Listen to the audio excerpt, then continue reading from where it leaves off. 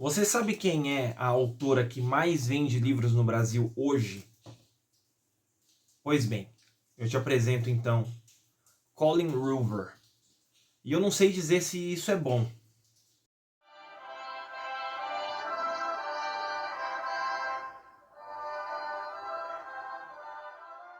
Bom, eu vou começar dizendo aqui uma matéria que eu li na Veja. Inclusive estou com a matéria aqui aberta. Saiu na Veja, na parte de cultura. E é uma matéria razoavelmente nova, é de 14 de agosto de 2022. Está fazendo precisamente um mês, né? E aqui o título da matéria é o seguinte: como Colin Hoover se tornou a autora que mais vende livros no Brasil. A primeira coisa que me chamou a atenção é que eu nunca tinha ouvido falar dessa autora. E depois, ao longo da matéria, eu descobri o porquê que eu nunca ouvi falar. Tá? Então eu vou fazer aqui uma síntese mais ou menos do que está escrito. E caso você não conheça essa autora, eu recomendo que você fique. E se você conhece, eu também recomendo que fique.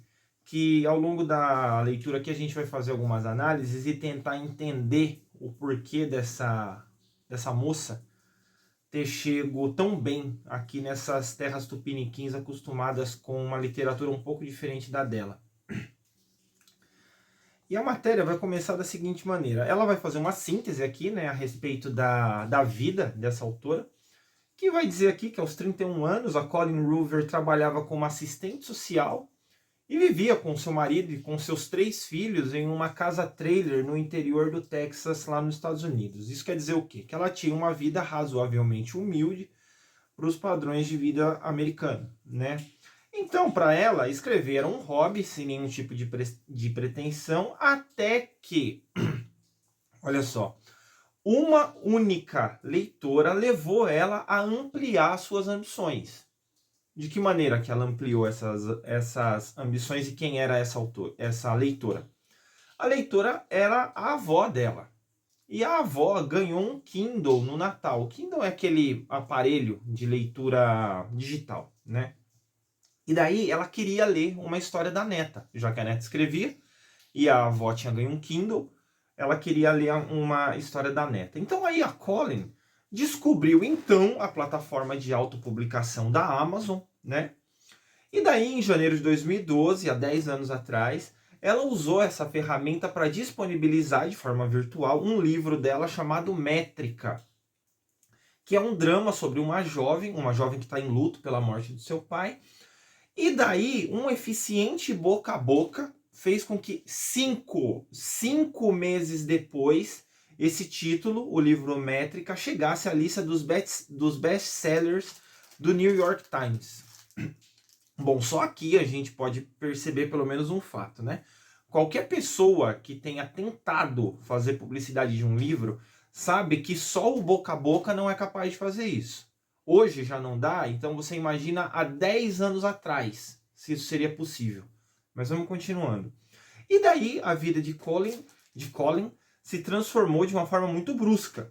Que foi o quê? Uma reviravolta quase tão rocambolesca, adorei o termo, quanto as tramas assinadas por ela. Então, só essa frase aqui já mostra mais ou menos o que vem pela frente, né? Porque quem escreve a matéria já está dando mais ou menos uma pista de como são as histórias, né? Então aí tudo bem. E daí, a partir desse improvável sucesso de estreia, ela se revelou então um fenômeno cada vez maior e que inclusive encontrou eco aqui no Brasil. E aqui no Brasil o negócio vai longe, hein? Porque ela é a autora que mais vendeu livros no primeiro semestre desse ano, 2022. Quanto ela vendeu?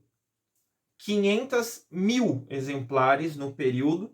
Ela desbancou ninguém mais, ninguém menos que Joanne Kathleen Rowling, J.K. Rowling, para os mais próximos. E para quem ainda nunca ouviu falar dela, é a autora do Harry Potter, que até então era a favorita dos leitores brasileiros. Tá. O carro-chefe da Colin é o romance que ela escreveu em 2016, intitulado É Assim que Acaba, que há 52 semanas, obviamente há um mês atrás, corre o risco de ser 56 semanas agora, entre os mais vendidos no ranking publicado pela revista Veja. E essa mesma lista traz o nome dela também em outras posições, tanto na categoria de ficção quanto na categoria infanto-juvenil.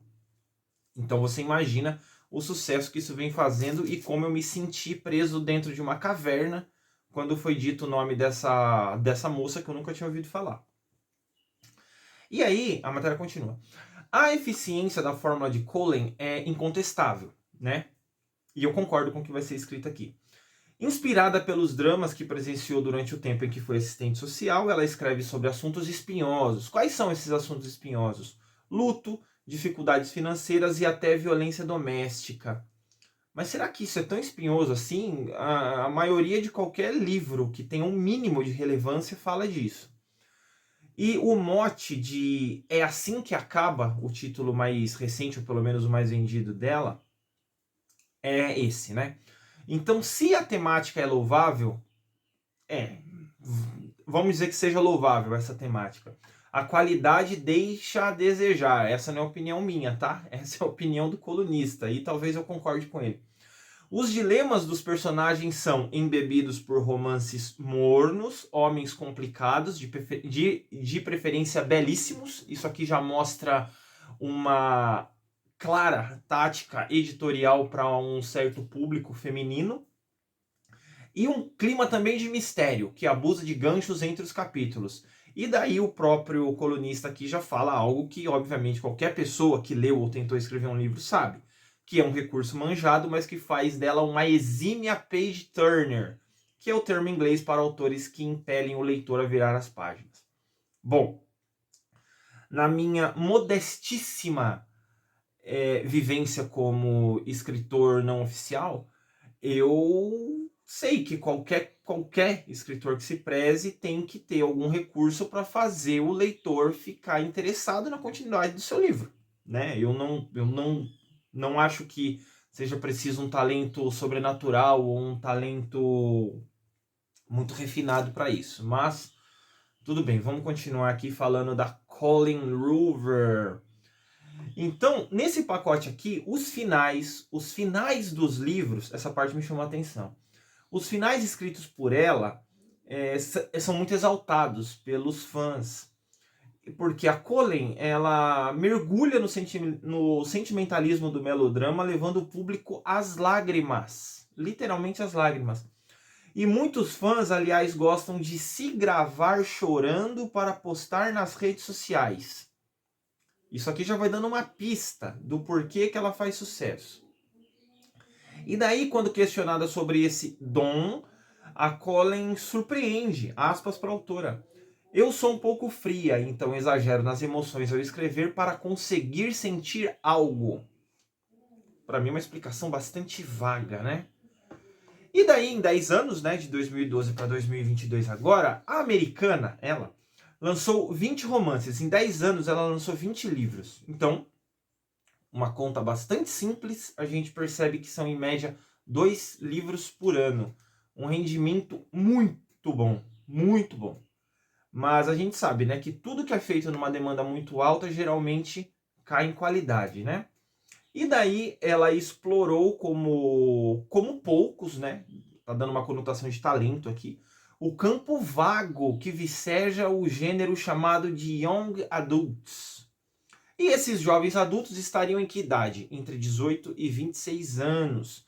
Que é uma faixa etária que rejeita tramas francamente adolescentes, mas que ao mesmo tempo consome romances fáceis e palatáveis. Esse trecho aqui é crucial, viu?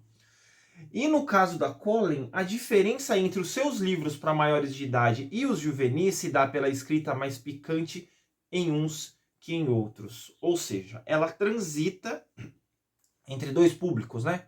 O público que quer um romance um pouco mais picante, vamos dizer assim, e para a trama dos juvenis aqui, né? Que é o termo que está sendo usado. E os juvenis. E se dá pela escrita mais picante, né? E daí, essa divisão entre esses dois públicos funciona na teoria, que é o quê? Os seus livros trazem na capa alertas de classificação indicativo para maiores de 18 anos, e daí o sucesso no segmento tem uma razão de ser, que ela foi coroada como, aspas, a rainha do TikTok. e tem um robusto público adolescente proveniente dessa rede social. E veio do TikTok, aliás, um empurrão que fez com que ela aumentasse exponencialmente as suas vendas a partir de 2021.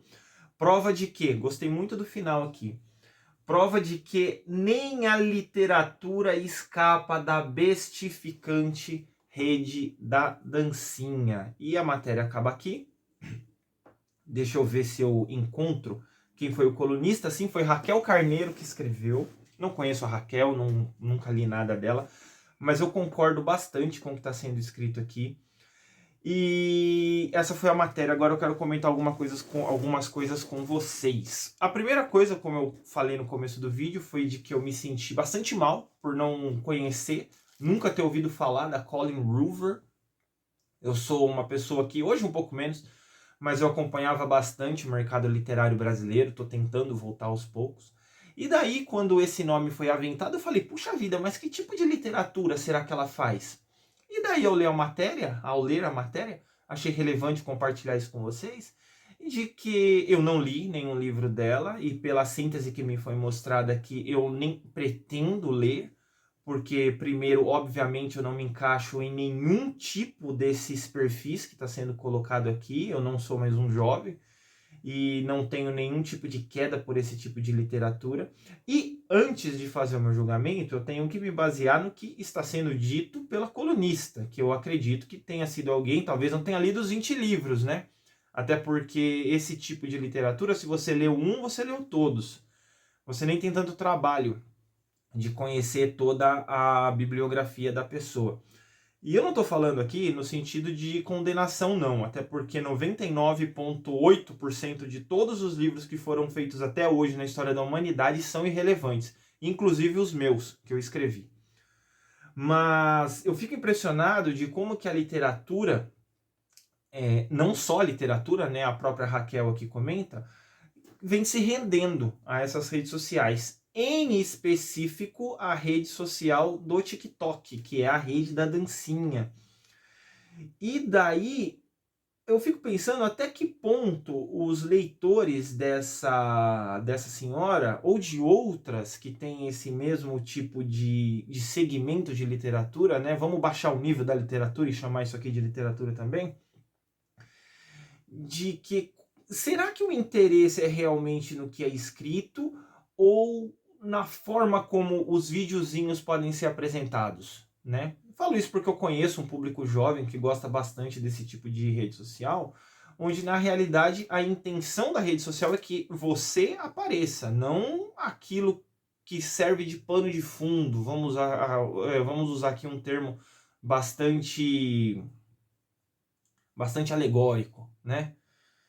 E daí eu fiquei até um pouco preocupado mesmo, porque até que ponto que a literatura vai chegar nisso, né? A literatura que sempre foi uma arte por si só, uma arte que caminhava sozinha, um tipo de refúgio que ajuda a gente, inclusive, a nos enxergar melhor. Livros que a gente mantém debaixo do braço pela vida inteira, mantém na prateleira pela vida inteira, que às vezes você tem dúvidas, você quer uma outra percepção a respeito da vida, e aí você recorre a um livro. E daí a gente vê esse tipo de material, e eu não estou condenando não, eu acho que todo mundo tem o direito de ler o que quiser, mas é preocupante saber que livros fáceis e palatáveis, o termo que está sendo usado aqui, ele é o mais consumido por jovens de 18 a 26 anos, que é um público que em tese teria que estar se instruindo um pouco melhor. Mas tudo bem, eu acredito que ninguém é perfeito, mas saber que a maior parte da população brasileira coloca isso como literatura boa é preocupante. É muito preocupante. Fico pensando quantas dessas pessoas aqui já devem ter pego algum livro realmente de profundidade nas mãos. Mas é isso. Se você aí conhece a Colleen Hoover ou se não conhece também, pode deixar seu comentário. Valeu!